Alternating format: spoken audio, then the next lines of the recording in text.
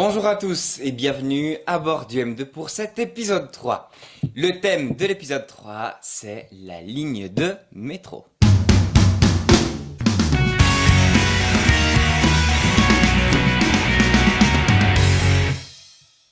L'idée de prolonger le Lozanouchi est ancienne. Dès 1957 et la transformation de la ficelle en chemin de fer à crémaillère, une telle hypothèse est envisagée et au cours des années 1960, les premières hypothèses de tracé sont étudiées. En 1973, à l'époque où la création du quartier de la Blécherette est planifiée, le plan directeur régional de la communauté intercommunale d'urbanisme de la région lausannoise CIURL prévoit la jonction des voies du Hello avec celle du Leb par une ligne entre le Flon, la Blécherette et Romanel. En 1984, la ville de Lausanne rachète la société Lozanouchi SA et intègre la ligne au réseau TL. En 1987, des études sont menées en vue de prolonger le Lausanne-Ouchy au nord et conduisent l'année suivante à retenir un tracé en Y, se prolongeant d'un côté vers la Sala, Chailly, Vennes et Épalinges et de l'autre vers la Riponne et la Blécherette. Cette dernière verra le jour sous la forme de la ligne M3. L'élaboration du plan directeur communal et la préparation du plan des mesures d'assainissement de l'air de la région lausannoise interrompt ces études, mais elles conduisent au choix de l'axe vers Épalinges, notamment en raison de la desserte du CHUV. Le 25 octobre 1993, le Conseil d'État du canton de Vaud lance une étude pour la planification du projet de prolongement du Lozanouchi en direction du CHUV, de Vennes et d'Épalinges. Ce prolongement s'inscrit dans le cadre de la modernisation du Lozanouchi au matériel ancien et construit spécifiquement pour celui-ci, dont les pièces de rechange sont introuvables ou inexistantes et dont la conception n'est plus adaptée à l'évolution du trafic de la ligne. Elle est financée en décembre 1993 par un crédit de 2,5 millions de francs, conduite par l'État de Vaud. Elle conduit 2 ans plus tard, le 22 mai 1995, ce même conseil au choix du tracé et à une première estimation du coût du projet, alors de 390 millions de francs suisses. Cette phase s'est prolongée jusqu'en novembre 1996 et a permis notamment d'écarter un tracé moins direct desservant également le quartier de Chailly, ce qui aurait majoré le projet de 60 millions, tout en ne permettant pas de supprimer la ligne de trolleybus existante. Elle a aussi permis choisir un mode de transport avec une déclivité de 12%. Un tramway fer est exclu d'office, ne pouvant franchir des pentes supérieures à 7%, et un système en surface était incompatible avec la saturation des axes de circulation en centre-ville et ne permet pas d'atteindre des fréquences élevées.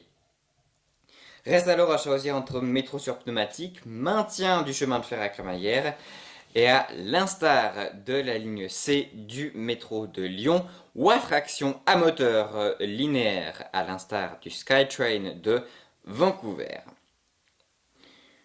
Le 21 janvier 1997, il est annoncé que le chemin de fer à crémaillère laissera place à un métro sur pneumatique qui comportera 14 stations dont le coût est réévalué entre 431 et 434 millions de francs. Un second crédit d'étude de 16,1 millions de francs est mis en place en novembre 1997 pour les études de projet définitifs qui durent jusqu'en 2001. Les promoteurs du projet, anticipant la votation populaire, firent de cette procédure officielle l'occasion d'une importante communication sur le projet, rare en Suisse mais courante en France à cette étape du projet. Ces études ont permis d'affiner le projet. Le choix du système de transport résulte d'un appel d'offres emporté par la firme française Alstom face à l'offre concurrente du canadien Bombardier et de sa filiale suisse Vevey qui proposait un métro à moteur linéaire Alstom avait proposé un système automatique basé sur celui de la ligne 14 du métro de Paris, inauguré en 1998, ce qui n'a pas manqué d'être l'objet d'une interpellation due au Grand Conseil du canton de Vaud. Le 16 juin 1998, le Conseil communal de Lausanne approuve le rapport préavis du 5 février 1998 concernant le prolongement du Lausanne-Ouchy.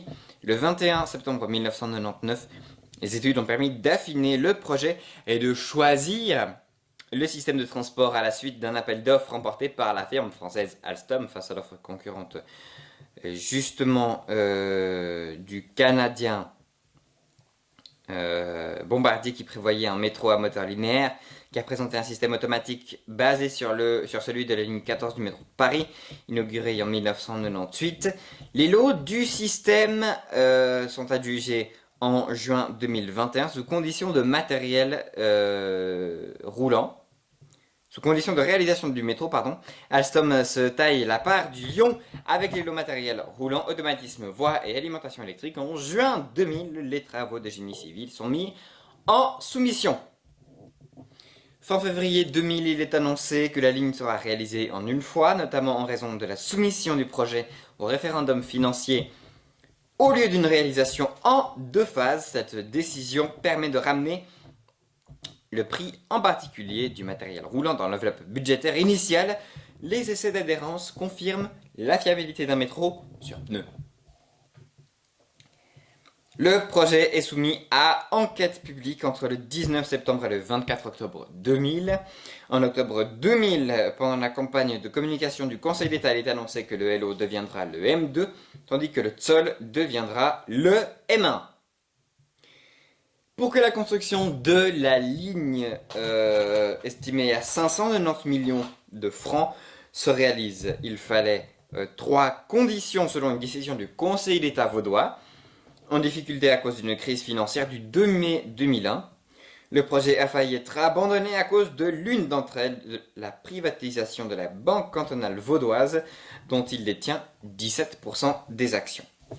Mais en septembre, la population refuse ce désengagement. Les modifications apportées au projet de métro M2 sont mises à l'enquête. La Confédération annonce son soutien financier en février 2002.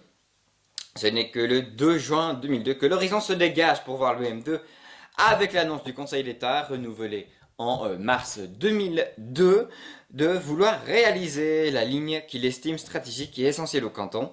Suite à cette approbation, le financement fait l'objet d'un décret du Grand Conseil du canton de Vaud le 2 septembre 2002.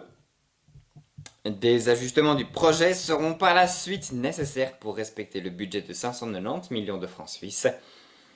Le projet est approuvé par la votation populaire du 24 novembre 2002, à laquelle les Vaudois votent à 62% en faveur, 77% à Lausanne, 86% à Épalinges, de la participation cantonale au financement de la ligne à hauteur de 305 millions de francs suisses sur les 590 millions que coûte le projet selon les estimations de l'époque, la Confédération participant à hauteur de 70 millions. La votation ne portait pas en effet sur l'utilité de la ligne incontestée, mais sur la participation du canton au financement, alors qu'il était endetté à hauteur de 9 milliards de francs. Le montage financier réunissait le canton de Vaud, la société Métro Lausanne-Ouchy SA, la ville de Lausanne et la Confédération. Le M2 a eu peu d'opposants,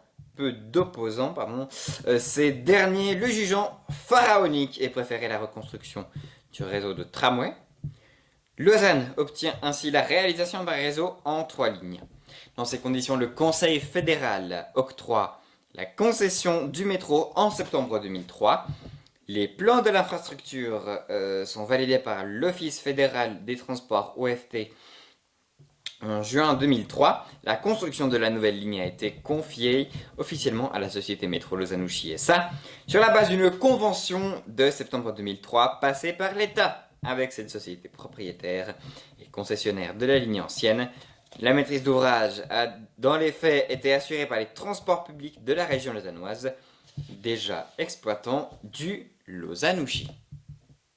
Le retour de À bord du M2, c'est la semaine prochaine sur IDR FM pour l'épisode 4. D'ici là, prenez soin de vous et sortez masqués.